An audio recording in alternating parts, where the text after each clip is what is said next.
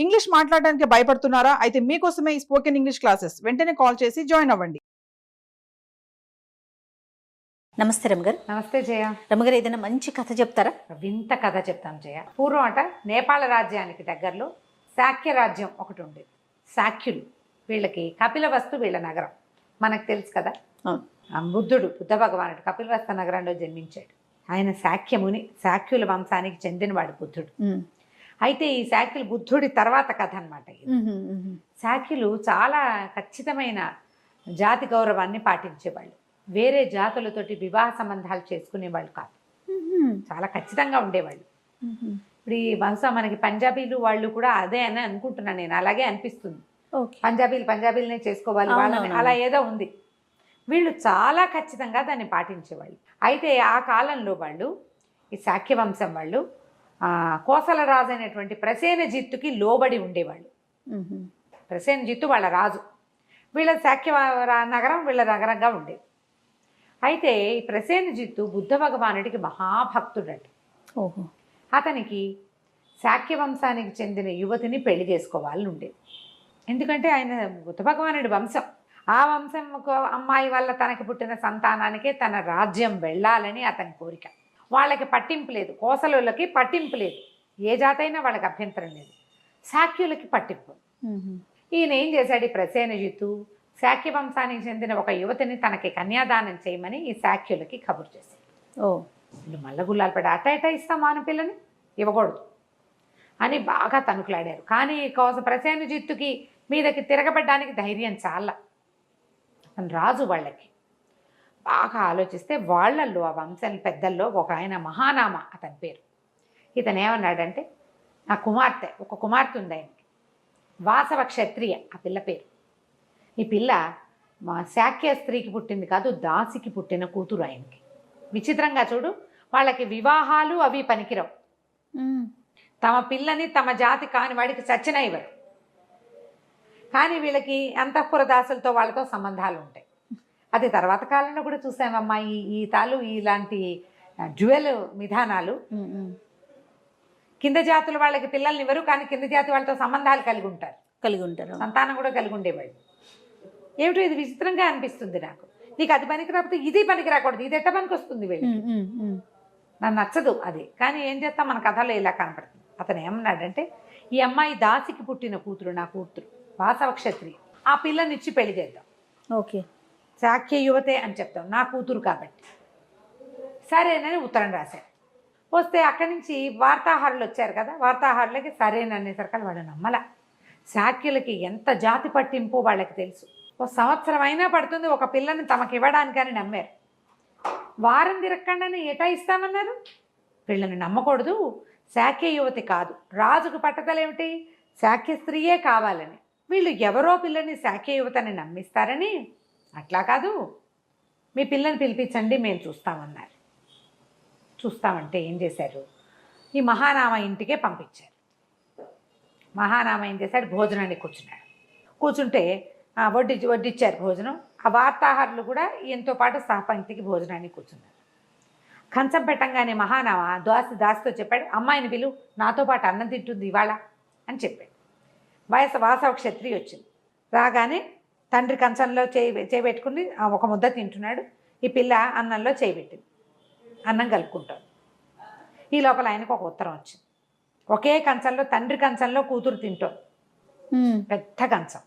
ఒక పక్కన కూర్చుంది, తండ్రి పక్కన కూర్చొని. చిన్నపిల్లలు తింటారు కదా, 14-12 ఏళ్ల పిల్లలు నాన్నల కంచాల నుంచి అన్నాలు తింటారు. అన్నం కలుపుకుంటుంది. ఆయన కంచం, ఆయన చెయ్యి ఎంగిల్ కంచంలోనే ఉంది. ఓ ఉత్తరం వచ్చేసరికల్లా ఆయన చెయ్యి అట్ట పెట్టుకుని ఉత్తరం చదువుతున్నాడు. పిల్ల టకా టకా టకా అన్నం తినేస్తాను. కూతురు అన్నం అయిపోయింది, ఈయన శ్రద్ధగా ఉత్తరం చదువుకుంటూనే ఉన్నాడు. పిల్ల భోజనం అయిపోయింది, తండ్రి కూతురు చేయగడిగేసుకున్నారు. వార్తాహరులు ఇక్కడ మోసపోయారు. ఒకే కంచంలో నాన్న కూతురు అన్నం తింటున్నారని చూశారు, కానీ వాసవ క్షత్రియ వచ్చి కంచంలో చేయబెట్టి అన్నం తిన్నాక ఆయన ఒక్క ముద్ద కూడా ఎత్తల. వాళ్ళు గమనించలే. అది తండ్రి పక్కన కూర్చుని పిల్ల అన్నం తింటమే వాళ్ళు చూశారు. శాక్య యువతేనని నమ్మారు. నమ్మాక వివాహం చేసేశారు. మహానామే కన్యాదానం చేశాడు.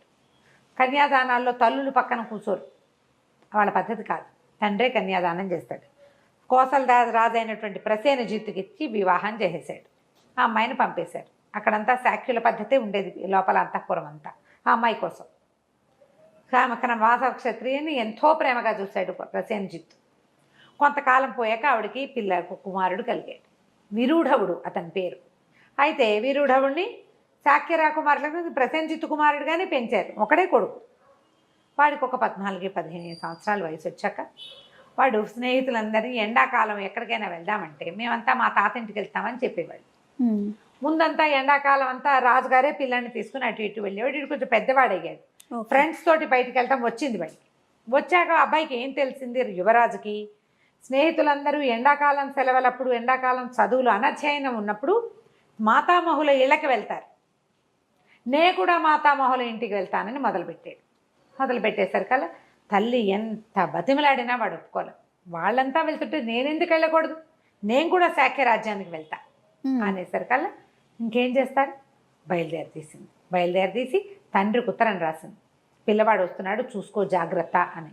ఆ అమ్మాయికి తెలుసు తను దాసీపుత్రికనని, తనని ప్రసేనజిత్తుగా మోసంతో తండ్రి వివాహం చేశాడని, శాక్యుల తన తండ్రి ఇంటి గుట్టు కాపాడడమే కూతురు లక్ష్యం అక్కడ. అక్కడి నుంచి పిల్లాడు సెలవులకి తాతగారింటికి వెళ్ళాడు. తాతగారింటికి వెళ్ళంగానే పిల్లాడు ఆడుకోవడానికి ఇక ఉన్న ఆ ఇంట్లో ఉన్న పిల్లలందరినీ వేరే ఊళ్ళు పంపేశారు. వాళ్ళలాగా ఇదేంటి, వేరే జాతి వాడికి శాక్యులు నమస్కారం చేయరు.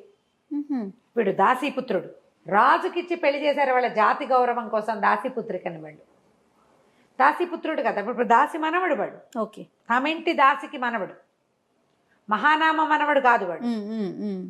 అక్కడి నుంచి పిల్లాడు వచ్చేసరికల్లా చిన్నపిల్లలు, వాడి ఏజ్ పిల్లలు ఎవ్వరూ ఇంట్లో లేరు. అందరికీ నమస్కారం చేశాడు. ఒక్కళ్ళు కూడా వాడికి దండం పెట్టల. వీడే దండం పెట్టి పిల్లాడు కదా, వాడికి ఏంటి ప్రతి నమస్కారం చేయరు, నేను యువరాజును కదా. వాడికి వింతగానే ఉండేది. ఆడుకోవడానికి పిల్లలు ఎవరు లేరు. దాసదాసి గణం ఉండేవాళ్ళు. అక్కడి నుంచి సైనికులు ఉండేవాళ్ళు. పిల్లాన్ని వేటకు తీసుకెళ్లారు, ఆటకు తీసుకెళ్లారు, ఎక్కిచ్చారు, దూకిచ్చారు, నదుల దగ్గరికి తీసుకెళ్లారు. ప్రతి చోటకి వాడొక్కడు దాసదాసి గణం. తన కజిన్స్ ఎవరు లేరని వాడికి తెలిసింది. ఓకే, వాడికి అర్థమైంది. సరే, కానీ పెద్ద తప్పు తెలియలే. అక్కడ ఏదో జరుగుతుందని అతనికి అర్థం కాదు. ఒక 15 రోజుల పాటు ఎంత జాగ్రత్తగా కాపాడారో ఈ అబ్బాయిని. సరే, బయలుదేరిపోయాక వాళ్ళ సైనికుల్లో ఒకడు ఇతను ఏదో ఒక ఆట వస్తువో బొమ్మో ఇక్కడ మర్చిపోతే ఒక సైనికుడిని వెనక్కి పంపించాడు. నాది పట్టుకురా అని పంపిస్తే సైనికుడు వెనక్కి వస్తే ఈ విరూఢవుడు కూర్చున్న ప్రాంతం అంతా పాలతోటి కడగబడుతోంది. ఒక దాసి పాలతోటి కడుగుతోంది ఆ గదులు.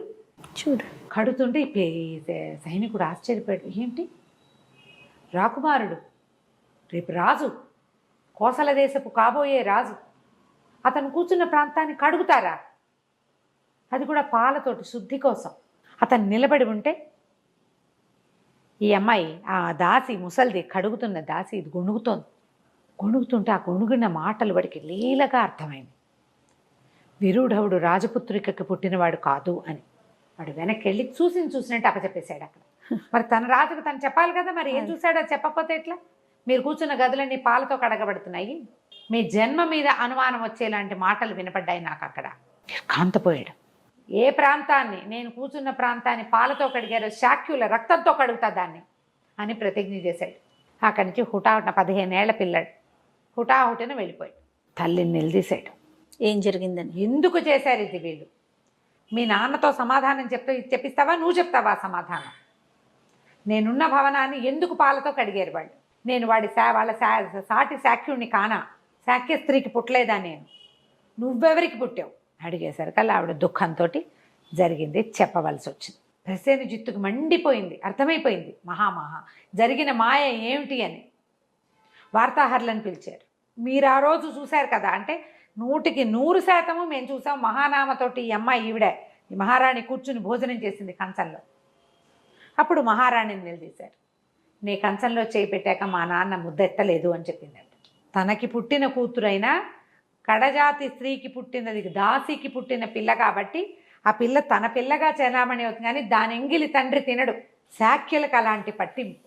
ఏం కథ ఈ కాలానికి చెప్పచ్చా ఇది? నేను పని అడిగాడని చెప్తున్నాను అంతే. ఆ కాలం ఎట్లాంటి పిచ్చి కాలము అని. అక్కడి నుంచి ఏమైంది, రాజు క్షమించేశాడు.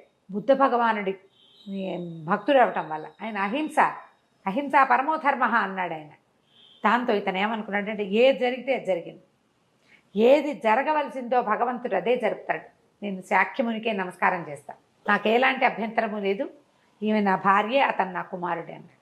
కానీ విరుఢుడు ఒప్పుకోలే, పగ సాధించవలసిందే. మహారాజుకి దాసీపుత్రికనిచ్చి పెళ్లి చేస్తారా, శాక్యుల రక్తంతో ఆ భవనాన్ని కడకపోతే నిద్రపోను నేనని చెప్పాడు. తండ్రిని తప్పించి పదవి నుంచి తను రాజైపోయాడు. పగతోటి శాక్యుల మీద యుద్ధానికి వెళ్ళాడు.